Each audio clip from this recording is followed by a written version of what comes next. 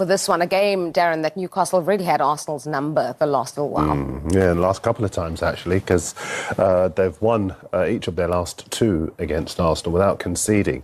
That takes some doing when you consider the firepower that Arsenal have and the creativity in their forward line as well, and they've added Gyökeres too. But as far as Newcastle are concerned, the question is the right one, because they're still sore from losing Isak. But Voltemada's come in, Nick Voltemada, and he's done a little bit just to ease that pain.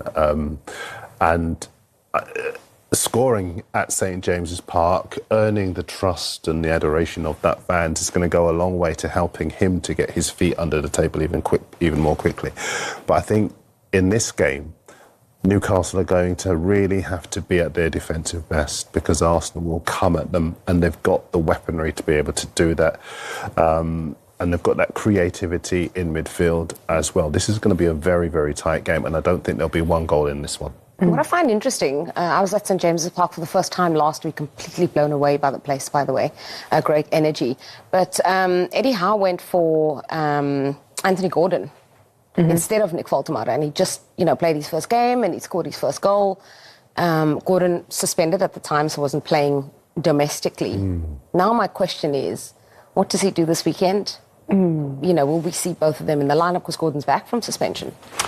I think it's possible we could see both of them in the lineup. I think they both offer different things, which also is why Eddie Howe might make a decision to go with one more than the other. I think, obviously, we saw Gordon playing the 9 against Liverpool, and I think that the intensity and the pace he can offer them in that position, when you can imagine a lot of the game at times, or there could be moments in the game where they suffer out of possession, they might need that sort of pace and intensity. I think that may be the reason why he goes with Gordon. Also, Gordon knows the opposition, a bit of familiarity. That said, Voltemada's come in, he's done really well, he's exciting, it's a home game.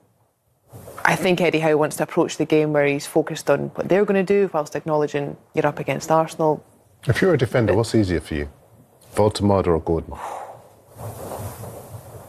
I mean, I don't think either are easier. I would probably say, for me, I wouldn't have enjoyed playing up against someone like Gordon, where you just constantly know they have that pace is just never ending, and you constantly know that even in situations whereby, you clear a ball and you think I'm more favourable to get this. Yeah. They know someone with that amount of pace. That said, Voltemada is not, physically he has the attributes as well. You don't play in the Premier League without a level of high speed running capacity.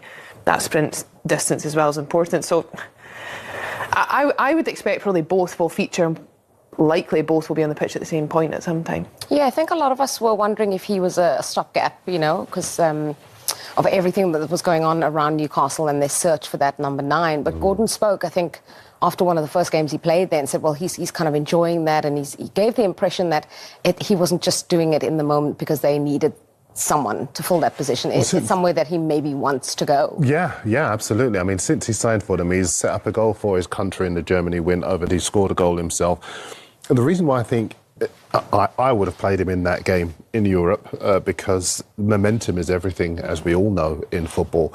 But also, in this game, I would play him because his height is an obvious strength, and Arsenal are so very good at set pieces.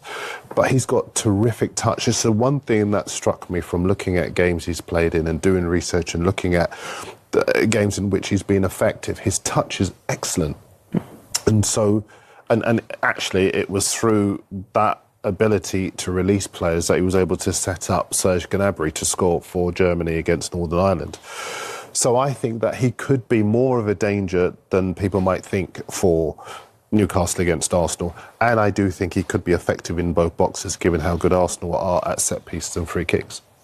I know it's very early on in the season, but given Arsenal's recent history, as Darren reminded us, up at St James's Park, given that Liverpool play 24 hours before them and could open that gap up a little bit more at the top, is this already a situation where they cannot afford to drop any more points? It's definitely not easy.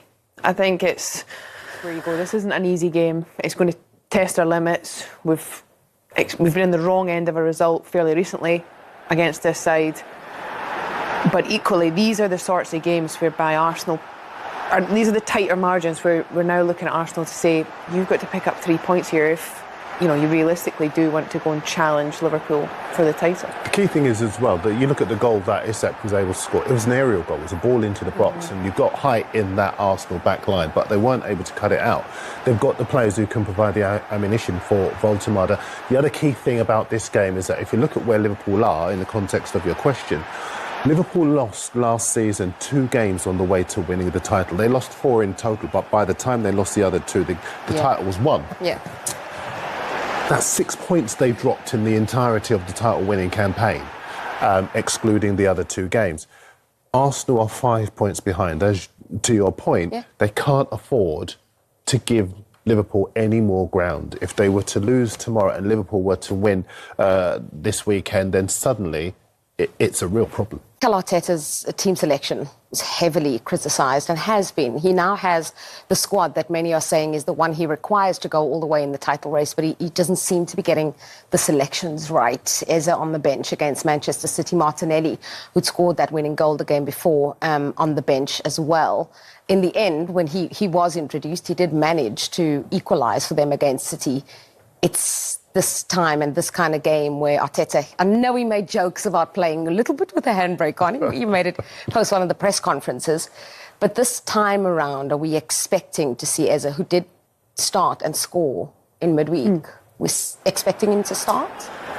I mean, to expect, I think, is something that's probably difficult to say. And I think some of this criticism is really harsh because we need to remember that we only see the Arsenal team on a match day, and Mikel Arteta's working with them day in, day out. There's different reasons why you start players, and nowadays, as everyone keeps saying, you know, your bench is absolutely pivotal. I mean, that was a great goal late on in the game. Those, for me, are the moments where actually you go, yeah, this is why we do have the depth.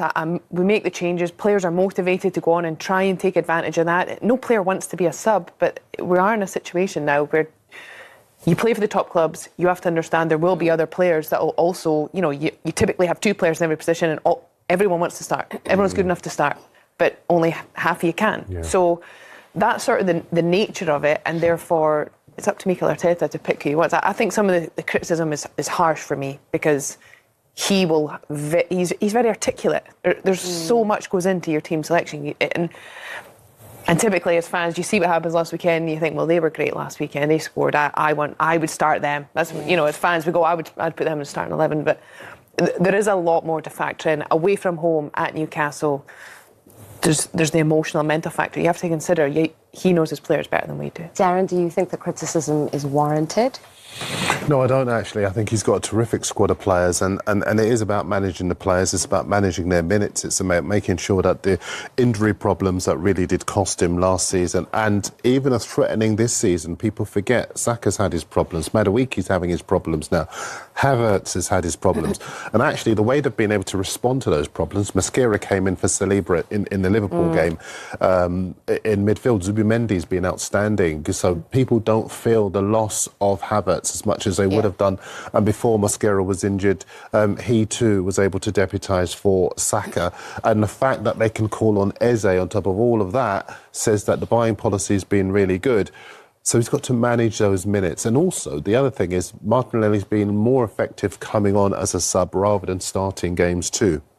So in many respects, I'm with you. I think that I do think... I look at Arteta and sometimes he looks like a bit of a haunted man because Arsenal have a huge fan base, a huge worldwide digital fan base. And every time there is a misstep for them, for a club that is desperate to win the league, Arteta gets it. He knows he doesn't have that much room for manoeuvre. So I feel a little bit of sympathy for him, but I think he's trying to do the right thing.